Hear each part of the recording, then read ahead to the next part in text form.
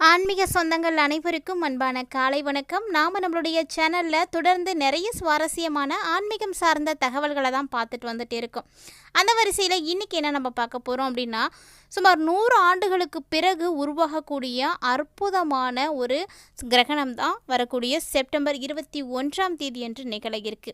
இந்த கிரகணம் ஏற்படக்கூடிய நாள் பார்த்தீங்கன்னா ரொம்ப அற்புதமான ஒரு நாளில் தாங்க ஏற்படுது. ஆமாங்க, வரக்கூடிய செப்டம்பர் 21 ஞாயிற்றுக்கிழமை அன்னைக்கு சர்வ பித்ரு அமாவாசை, அதாவது மகாலயபட்ச அமாவாசை.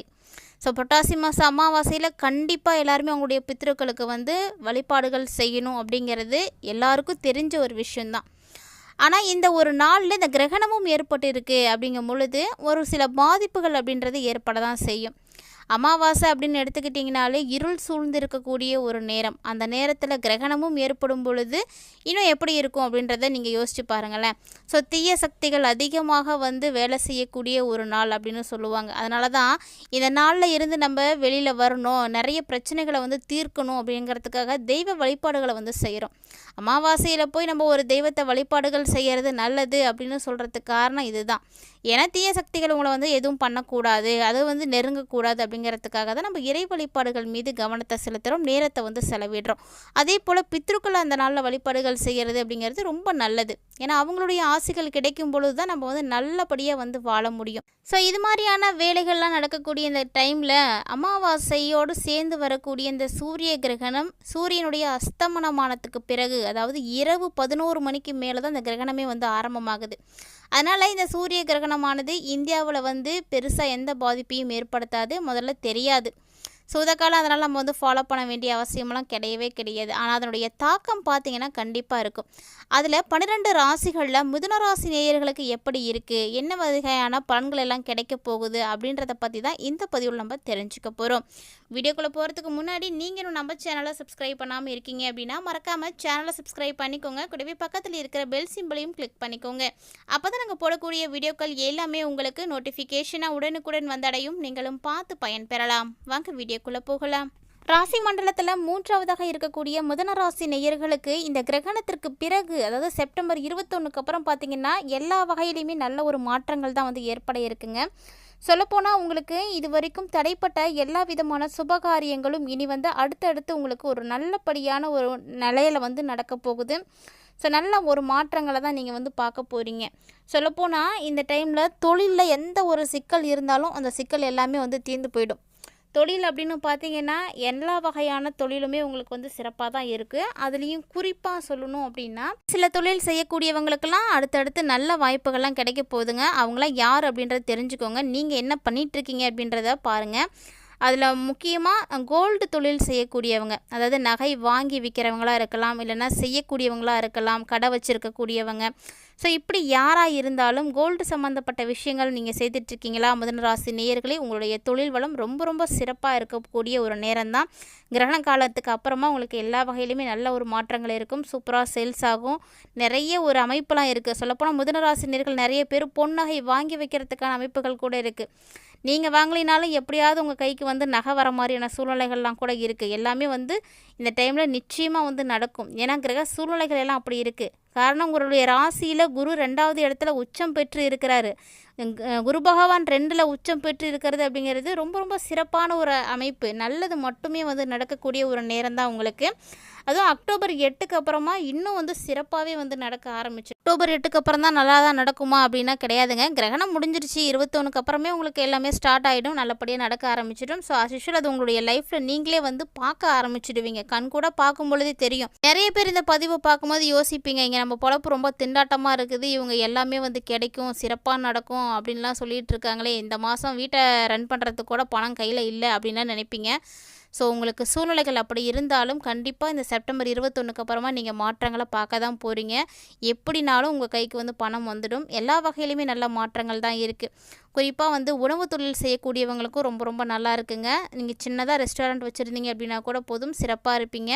அது மட்டும் இல்லாமல் இந்த டைமில் ஸ்கூல் நடத்தக்கூடியவங்க, அதாவது கலைகளை சொல்லிக் கொடுக்கக்கூடியவங்க, டான்ஸ் சொல்லித்தரேன், பாட்டு சொல்லித்தரேன், இல்லைனா குழந்தைங்களுக்கு ட்ராயிங் சொல்லித்தரது. ஸோ கிட்ஸை டெவலப் பண்ணுறதுக்காக இப்போ நிறைய விஷயங்கள் செய்கிறவங்களாம் இருக்காங்க. அவங்களுக்கெல்லாம் ரொம்ப நல்லாவே இருக்குது. மிதுன ராசி நேயர்கள் நீங்கள் யாரெல்லாம் இந்த மாதிரியான விஷயங்கள் செய்கிறீங்க அப்படின்றத தெரிஞ்சுக்கோங்க. அது மட்டும் இல்லாமல் தண்ணீர் சம்மந்தப்பட்ட விஷயங்கள், தண்ணீர் மூலியமா வந்து டெவலப் பண்ணக்கூடியவங்க, இல்லை வாட்டர் வந்து சப்ளை பண்ணக்கூடியவங்க, ஆயில் வந்து ப்ரிப்பேர் பண்ணக்கூடியவங்க, இந்த மாதிரி தொழில் செய்யக்கூடியவங்களுக்கும் இந்த கிரகணத்துக்கு அப்புறமா ரொம்பவே நல்லாவே இருக்குது. ஸோ எல்லாமே உங்களுக்கு நல்லா இருக்கிறதுக்கு ரொம்ப ரொம்ப முக்கிய காரணம் யார் அப்படின்னா குரு தான். குரு உங்களுக்கு நல்ல ஒரு இடத்துல வந்து அமர்ந்திருக்காரு. ஸோ மேலும் சொல்லப்போனால் இந்த டைமில் உங்களுக்கு கிடைக்கக்கூடிய இன்னொரு ப்ளஸ் என்ன அப்படின்னா, உங்களுடைய மன ரீதியான பிரச்சனைகள் எல்லாமே வந்து கண்டிப்பாக வந்து தீர ஆரம்பிச்சிடுங்க. ஸோ சந்தோஷமாக இருக்கிறதுக்கான நாட்கள். பிள்ளைங்களுடைய படிப்பு விஷயம், உத்தியோக விஷயம், வியாபார விஷயம், இதிலெல்லாம் எந்த தடைகள் இது வரைக்கும் நீங்கள் பார்த்துட்டு இருந்தாலுமே கூட கண்டிப்பாக எல்லாமே வந்து விலக போகுது. இனி அடுத்தடுத்து வரக்கூடிய நாட்களில் பொருளாதார ரீதியாகவும் நல்ல முன்னேற்றம் மிதுனராசினியர்களுக்கு இருக்கும். பணவரவு நல்லாவே இருக்கும். குடும்பத்தில் மகிழ்ச்சி கிடைக்கும், சந்தோஷம் இருக்குது. ஸோ நீங்கள் என்ன சிக்கல்களில் இருந்தாலும் அது அத்தனையும் வந்து தீரக்கூடிய ஒரு நேரமாக தான் வந்து இருக்குது. மேலும் பார்த்திங்கன்னா இடமாற்றம் ஏற்படலாம், அதுக்கும் வாய்ப்பு இருக்குது. மிதுனராசி நேயர்களுக்கு அடுத்தடுத்து வரக்கூடிய நாட்களில் சோம்பேறித்தனம் கொஞ்சம் அதிகமாகவே இருக்கும். அதனால் நீங்கள் என்ன பண்ணுறீங்கன்னா, உங்களுடைய சோம்பேறித்தனத்தை கைவிடணும், ஆக்டிவாக இருக்கிறதுக்காக உடற்பயிற்சிகள் செய்யுங்க. உங்களுக்கு பிடிச்சதை வந்து செய்யுங்க. இசை கேட்குறது, இந்த மாதிரி ஒரு சிலருக்குலாம் பார்த்திங்கன்னா வேலை செய்யும் பொழுது பாட்டு பாடுறது இதெல்லாம் ரொம்ப பிடிக்கும். அந்த மாதிரி உங்களுக்கு என்ன பிடிச்சமான விஷயங்களோ அதை செய்யும் பொழுது ஆட்டோமேட்டிக்காக உங்கள்கிட்ட இருக்கக்கூடிய அந்த சோம்பேறித்தனமானது வெளியே போயிடும். காலையில் எழுந்திரிச்ச உடனே முதல்ல குளிச்சிங்கனாவே ஆட்டோமேட்டிக்காக நீங்கள் ரெஃப்ரெஷ் ஆகிடுவீங்க. ஸோ சுறுசுறுப்பு அப்படின்றது உங்களுக்கு வந்துடும். குளிச்சுட்டு உங்களுடைய வேலைகள் நீங்கள் செஞ்சீங்க அப்படின்னாவே சூப்பராக செய்யலாம். ஒரு சிலருக்கு வேலையில் மாற்றம் இருக்குது, இடமாற்றம் ஏற்படும், மனை மாற்றம் இருக்கும், உத்தியோகத்தில் மாற்றம் இருக்கும். ஸோ இந்த மாதிரி எல்லா வகையான மாற்றங்களும் வந்து கிடைக்கும். எதிர்பார்த்துட்டு இருக்கக்கூடியவர்களுக்கெல்லாம் ஒரு நல்ல ஒரு நேரம் தானே. ஏன்னா வேலையில் ஒரு மாற்றம் வேணும், இந்த டைமாவது நமக்கு ப்ரொமோஷன் கிடைக்குமா, வேறு இடத்துக்கு ட்ரான்ஸ்ஃபர் கிடைக்குமா அப்படின்னு எதிர்பார்த்துட்டு இருக்கக்கூடியவங்களுக்கெல்லாம் நீங்கள் நினைக்கக்கூடியது நடக்க போகுதுங்க. சுபகாரியத்தில் எந்த பாதிப்புகள் இருந்தாலும், என்ன நீங்கள் பார்த்துட்டு இருந்தாலும் அது எல்லாமே இப்போ வந்து கிளியராக போகுது. பரிபூர்ணமாக நீங்கள் வந்து விடுதலை அடைய போகிறீங்க. ஸோ குடும்பத்தில் உங்களுக்கு அந்யோன்யம் பார்த்திங்கன்னா அதிகரிக்க ஆரம்பிக்கும். வாழ்க்கை துணையை விட்டு தொலை தூரத்தில் இருக்கேன், நான் வேலைக்காக இங்கே வந்து இங்கே கிடக்கேன் அப்படின்னு சொல்லக்கூடியவங்களாம் கூட இப்போ நீங்கள் மீண்டும் வந்து சேர்கிறதுக்கான வாய்ப்பெலாம் கூட இருக்குது. இப்போ பார்த்தீங்கன்னா உங்கள்கிட்ட உறவுகளிடம் மட்டும் நீங்கள் கொஞ்சம் ஜாக்கிரதையாக தாங்க இருக்கணும். எந்த உறவாக வேணாலும் இருக்கலாம். அதுலேயும் குறிப்பாக ரத்த சம்மந்தப்பட்ட உறவு, தாய் வழி சொந்தம், இவங்கக்கிட்டலாம் மிதுன ராசிக்காரங்க ரொம்ப ரொம்ப கவனமாக இருக்கணும். ஏன்னா அவங்கக்கிட்டலாம் உங்களுக்கு நிறைய பிரச்சனைகள் வந்து ஏற்படும். தேவையில்லாமல் வாக்குவாதங்களை வந்து வச்சுக்காதீங்க, அது உங்களுக்கு நல்லது கிடையாது.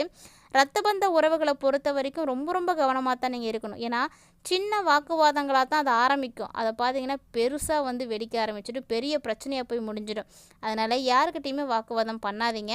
மிதுனராசினியர்களை பொறுத்த வரைக்கும் இந்த காலகட்டங்களில் ஆரோக்கியம் சார்ந்த விஷயங்களையும் நல்ல ஒரு கவனம் வந்து கொடுக்கணுங்க. கிட்னி, லிவர் இது போன்ற செயல்பாடுகள்லாம் ரொம்ப மிகுந்த கவனத்தை வந்து கொடுங்க. இதுக்கெல்லாம் முக்கியமாக உங்களுடைய ஆரோக்கியத்தில் கவனத்தை செலுத்தணும்னா உணவில் தான் முதல்ல கவனத்தை செலுத்தணும். நீங்கள் சாப்பிடக்கூடிய உணவு தான் மருந்து. அதனால் அளவாக சாப்பிடுங்க. என்ன சாப்பிடணும் அப்படின்றத கரெக்டாக வந்து திட்டமிட்டுட்டு சாப்பிடுங்க. நீங்கள் எந்த அளவுக்கு ஆரோக்கியமான உணவுகளை எடுத்துக்கிறீங்களோ அந்தளவுக்கு உங்களுடைய உடல் ஆரோக்கியமும் நல்லாவே இருக்கும். டைமுக்கு சாப்பிடுங்க, அதுவே வந்து மிகப்பெரிய விஷயந்தான். டைமுக்கு சாப்பிட்றது, சரியான நேரத்தில் தூங்குறது, உங்களுடைய மனசை சந்தோஷமாக வச்சுக்கிறதுக்கான வழிகளை செய்கிறது, இதெல்லாமே நம்மளுடைய பிரச்சனைகளை வந்து பாதி குறைச்சிடும். ஸோ இது எல்லாத்தையும் மிதுனராசினியர்கள் இந்த டைமில் வந்து கவனத்தில் வச்சு நடந்துக்கோங்க. ஏன்னா இது எல்லாமே பார்த்தீங்கன்னா உங்களை நீங்களே வந்து முன்னேற்றத்திற்கு கொண்டு போகிறதுக்கான ஒரு வழிகள் தான். ஸோ இறைவன் வந்து அதற்கான வழிகளை மட்டும்தான் காட்டுவார். அதை நம்ம எப்படி பயன்படுத்திக்கிறோம், அந்த வழியை நம்ம தேர்ந்தெடுக்கிறோமா அப்படிங்கிறதெல்லாம் நம்மளுடைய கையில் தான் இருக்குது. ஸோ ஜாதக ரீதியாக எல்லா விஷயங்களும் சொன்னது நடக்கும் அப்படின்னு சொல்ல முடியாது. இது எல்லாத்தையும் தாண்டி நம்மளுடைய முயற்சி அப்படின்றது ஒன்று இருக்குது. அதனால் நீங்கள் தொடர்ந்து முயற்சிகளை கொடுக்கும் பொழுது தான் எல்லாமே நல்லா நடக்கும். கிரக அமைப்புகள் வந்து சரியாக இருக்குது, கால நேரம் நல்லா இருக்குது அப்படின்னா அந்த டைமில் நீங்கள் செஞ்சீங்க அந்த முயற்சினா அது உங்களுக்கு வெற்றியை கொடுக்கும். எந்த முயற்சியுமே செய்யாமல் எதுவுமே வந்து கிடைக்கவே கிடைக்காது. ஸோ நீங்கள் இந்த டைமில் உங்களை நீங்களே வந்து முன்னேற்றத்துக்கான விஷயங்கள் எல்லாமே வந்து செய்யுங்க. நம்ம ஜோதிட ரீதியாக பார்க்கும் பொழுது என்ன விஷயம் நடக்க இருக்குது, என்னெல்லாம் செய்யக்கூடாது அப்படின்றத நம்ம தெரிஞ்சிக்க முடியும். இதை தெரிஞ்சுக்கிட்டோம் அப்படின்னாவே போதும், பாதி பிரச்சனையை வந்து நம்மளால் குறைச்சிட முடியும். ஸோ அதுக்காக தான் ஜோதிடத்தை வந்து நம்ம பார்க்குறது.